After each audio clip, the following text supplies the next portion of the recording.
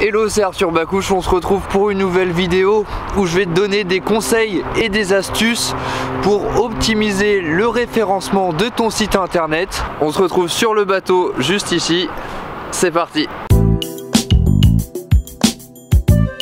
Alors si tu as lancé ta startup, ton projet, tu as sûrement besoin que ton site internet soit bien référencé sur Google, qu'il apparaisse en haut des pages dont les utilisateurs vont faire une recherche. Donc aujourd'hui je vais te donner 16 astuces que tu vas pouvoir appliquer directement pour augmenter le référencement de ton site internet. Alors si tu souhaites télécharger la liste, la checklist que j'ai réalisée qui comporte les 16 actions à mener directement lorsqu'on lance son site web sur internet, lorsqu'on veut être référencé par Google, eh bien c'est disponible dans la description, tu peux la télécharger et donc tu auras le document en haute résolution et ça te permettra bien de valider ou non si tu as réalisé les actions nécessaires pour être correctement référencé par Google. Premièrement, Google offre un panel d'outils énorme lorsqu'on crée son site internet. Et si tu veux montrer à Google que tu as les compétences nécessaires et que tu mets tout en œuvre pour être référencé par le moteur de recherche, celui-ci va te donner quelque chose en retour. Donc la première étape lorsque tu crées ton site web, c'est de se connecter aux différents outils créés et mis en place par Google pour permettre le référencement. Alors il y a Google Analytics qui est un outil qui va te permettre de donner des statistiques sur la provenance de tes visiteurs. Par exemple, combien de temps ils restent sur ton site web, à partir de quelle page web ils arrivent sur ton site web, de quel réseau social proviennent-ils, Facebook, LinkedIn, Instagram, quel est leur âge, quelle est leur localisation, combien de temps ils restent sur chaque page, bref, tout un tas d'informations qui sont super utiles car grâce à ces statistiques, tu vas pouvoir faire évoluer ton site web. Donc première étape, connecte ton site à Google Analytics et aussi à Webmaster Tools qui va permettre à ton site web d'être référencé par Google. Ainsi que Google My Business, tu sais, c'est le petit encart. Quand tu fais une recherche Google, il y a toujours un petit encart en haut à droite de la page. Eh bien, toi, il faut que tu t'inscrives sur Google My Business pour bénéficier de ce petit encart et donc montrer patte blanche à Google et leur montrer que oui, tu as les compétences nécessaires et que tu te lances dans un site web assez sérieux pour qu'il soit référencé par le moteur de recherche. Ensuite, lorsque tu as réalisé cette étape, il faut que tu détermines les mots-clés qui correspondent à ton business, à ton projet, à ton site web. Donc, prends le temps qu'il faut pour réaliser cette étape car elle est cruciale dans le bon référencement de ton site web. Commence par noter les mots-clés qui sont en rapport avec la thématique de ton site web. C'est très important pour toi car tu dois cibler des mots-clés où les gens font des recherches dessus. Ça sert à rien de sélectionner des mots-clés si les gens ne font pas de recherche dessus car tu ne vas pas ramener de trafic sur ton site web. Et à l'inverse, si tu te lances sur un mot-clé et que le marché est saturé, eh bien tu ne vas pas pouvoir apparaître sur la première page de Google car tu vas faire face à des mastodontes et donc tu n'auras pas forcément le budget nécessaire pour apparaître en top de cette liste là. Donc je te conseille de vraiment choisir sur quel mot-clé tu veux apparaître et pour cela il faut que tu passes par les outils Google Trends et AdWords pour connaître le nombre de recherches mensuelles et la provenance de ces recherches. Tu as la possibilité de savoir quelle recherche est faite par quel utilisateur et par sa provenance. Et c'est très important car aujourd'hui si tu lances un site web mais que ton business c'est par exemple un magasin qui a une localisation physique et par exemple qui est situé à Toulouse, eh bien tu as tout intérêt de savoir le nombre de recherches qui sont effectuées à Toulouse. Donc connais le nombre de recherches effectuées tous les mois et leur provenance. Tu as enfin réalisé la liste nécessaire pour définir la thématique de ton site web. Maintenant, il faut que tu en sélectionnes 5. Alors, tu as fait les recherches comme je te l'ai dit précédemment et tu as pu constater qu'il y a des mots-clés qui sont plus performants, qui sont plus intéressants en termes d'investissement financier et en temps. Donc sélectionne au maximum ces 5 mots-clés et là tu vas pouvoir faire des recherches comme si moi je faisais une recherche maintenant. Admettons que tu lances un magasin, un concept store à Toulouse, tu tapes concept store Toulouse et tu vas rechercher qui sont les concurrents qui sont sur le marché. Et là, ça va te permettre de voir est-ce que toi, tu vas vite avoir la possibilité ou non de les dépasser. Par exemple, si tu tapes Concept Store Toulouse et que tu vois qu'en première page, il y a Wikipédia, Wikipédia, c'est un mastodonte. Ça va être très dur de passer devant lui car tu n'as pas forcément un budget adéquat et tu n'as pas forcément l'équipe derrière, l'équipe qu'il y a chez Wikipédia, car toi tu fais du SEO qui reste basique. Pareil si tu as des concurrents comme des médias, par exemple je pense aux Parisiens par exemple, mais aussi à la Dépêche du Midi. C'est des mastodontes aussi car ils sont souvent cités par de plus petits médias et ils ont des backlinks, ils reçoivent des liens d'autres utilisateurs et donc cela les glorifie auprès de Google et c'est pour ça qu'ils sont mis en avant par le moteur de recherche. Et donc ça va être très dur à les distancer, à les dépasser. C'est pour cela qu'il faut que tu fasses à l'aide des 5 mots-clés que tu as sélectionnés des recherches pour connaître le marché sur lequel tu te lances et qui sont les concurrents.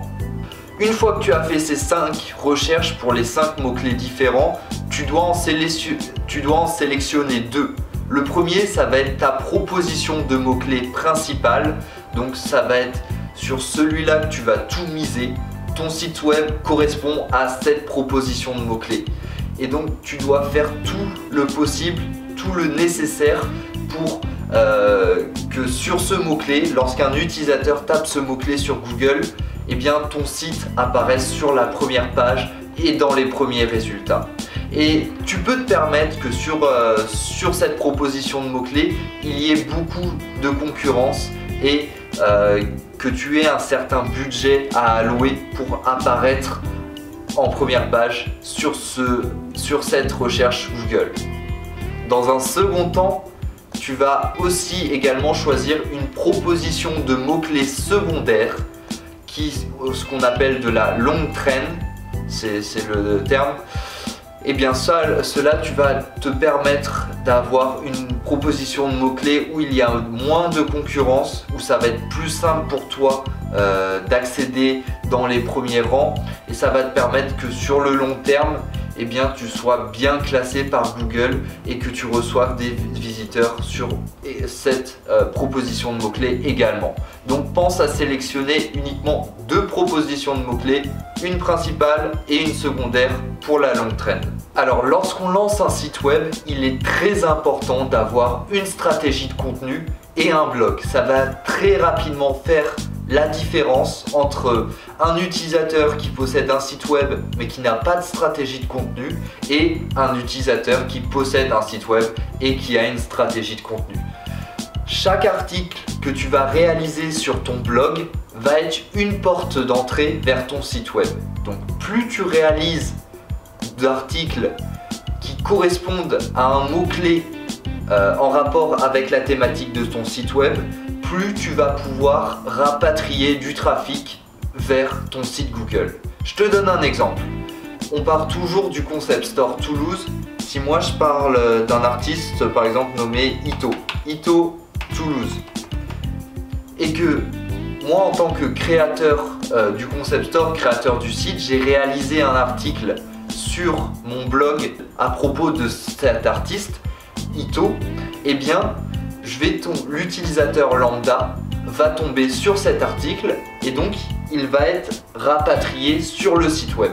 Donc pense à faire un blog et des articles très régulièrement, des articles qui correspondent aux mots-clés de la thématique de ton site web. Cela va te permettre de créer des portes d'entrée sur Internet qui vont rediriger les utilisateurs intéressés vers ton site. Mais lorsqu'on rédige un article, il y a des règles à respecter. Tout d'abord, le titre. Ton titre ne doit pas excéder les 70 caractères. Et en plus de cela, ta proposition de mots-clés doit être située dès le début de ce titre. De plus, le texte que tu vas réaliser pour cet article, pour ce contenu, doit être situé entre 300 et 2000 mots.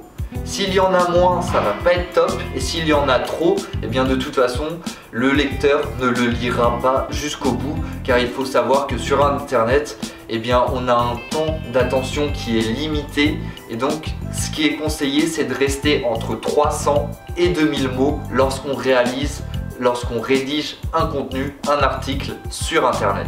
Et de plus, lorsque tu vas réaliser ce texte-là, donc 300 ou 2000 mots, entre 300 et 2000 mots, 3% des mots doivent être liés à l'expression clé qui est indiquée dans ton titre. Ça va permettre au robot de Google qui analyse ton texte de savoir que oui, ce texte est bien en rapport avec l'expression clé dont tu parles.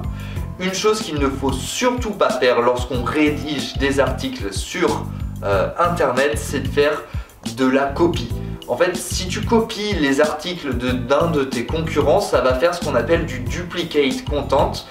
Google va l'analyser, va le repérer et donc il va te mettre une pénalité et ça va pénaliser ton référencement, tu seras moins bien référencé. Donc ne copie pas.